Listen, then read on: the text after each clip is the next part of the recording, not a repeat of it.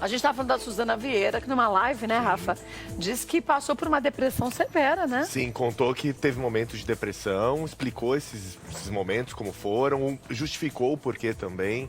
Tudo isso aconteceu durante uma live pro Noveleiros Real, ela fez um bate-papo lá com o pessoal do Instagram deles e ela acabou contando esses detalhes. E olha, gente, vou te falar uma coisa. O que tem de gente que sofre de depressão não está escrito. Gente muito nova. E existe um preconceito muito grande em relação à depressão, porque as pessoas falam, mas ela tem de tudo. É famosa, tem dinheiro. Ela é alegre, né? É alegre. Olha, e não tem nada a ver uma coisa com a outra. Não é? Você falou até de você que passou por um momento terrível de depressão, tive problemas sérios de depressão. A gente está falando só no Brasil de 12 milhões de pessoas que convivem com a depressão.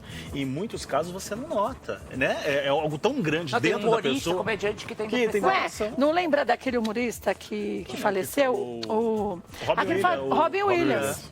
Que fez o Pat Adams. Então. Que tinha depressão. A Suzana Vieira é uma pessoa que você fala, não é divertida, alegre. E não é, gente. É uma dor dentro de cada um que ninguém sabe justificar. É verdade. E muita gente também não leva a sério, né, a depressão. Não leva. Acha que é só uma tristezinha. Tá ali, é frescura. Ou então a família... É, frescura. Ô, mama, você já passou por momentos de depressão assim, bem pesadões? Graças a Deus, não. Você sabe que depende muito da cabeça. Boa tarde, equipe. Boa tarde. Boa tarde. Você sabe que a gente, quando tem um pouco de pensamento positivo na vida, a gente vai ficar deprimida? Fica. Mas não fica nesse peso de se anular, querer acabar com a vida. Mas isso... Não ligar pra mais nada, ficar jogada num canto.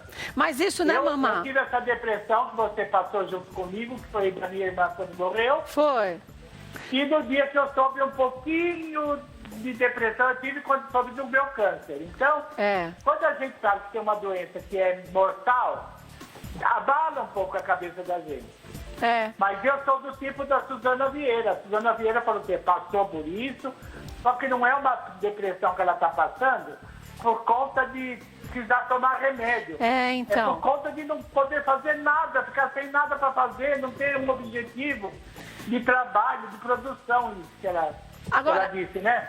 Eu acho que a diferença é justamente essa. Porque, que nem a mamãe falou, pensar positivo, isso é importante, mas quando a depressão da gente não é uma depressão química.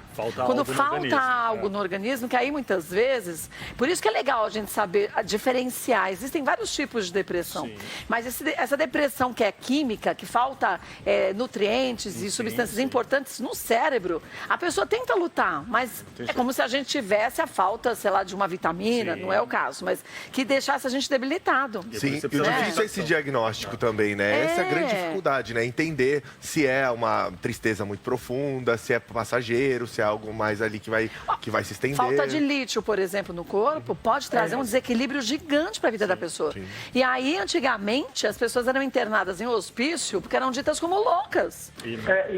Mais atrás ainda, né, Cátia? E mais atrás ainda tinha gente que morria de depressão. Sim. Mas era coisa romântica, né? Morria de amor, morria porque não tinha mais amor, aquelas coisas todas. Mas que era depressão. Agora, ambas as depressões, a mais leve e a mais pesada, a gente tem que ter um amparo médico. Tem, é verdade. Tem que ter. Tem.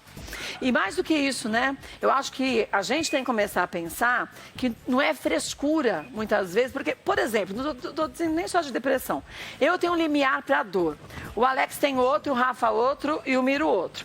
Quando a gente vai fazer um procedimento, sei lá, meu limiar de dor é muito alto, isso não é bom. Você vai tomar uma injeção, você fala assim, não doeu muito. Ele vai tomar a mesma injeção, para ele dói, para o Rafa dói diferente, para o Miro também. O Miro também tem um limiar de dor mais alto como eu. E isso é horrível. Quando a gente sente uma dor de dente, qualquer coisa, o negócio já está muito ruim. Então, é difícil a gente querer arrumar um parâmetro geral, né? De medida, né? Cada caso é individualizado.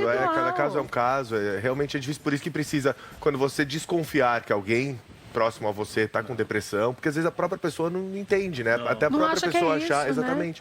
Se descobrir com depressão, se você tiver alguém que você acredita nisso, tem que conversar com essa pessoa para procurar ajuda. Quantos humoristas que a gente sabe que tem depressão e fazem humor e trabalham levando alegria para os outros? E não é uma escolha você ter depressão.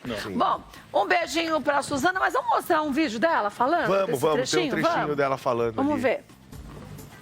Eu não queria dar entrevista porque essa doença horrorosa, importada, deixou todos nós muito abalados, psicologicamente, fisicamente, espiritualmente, financeiramente.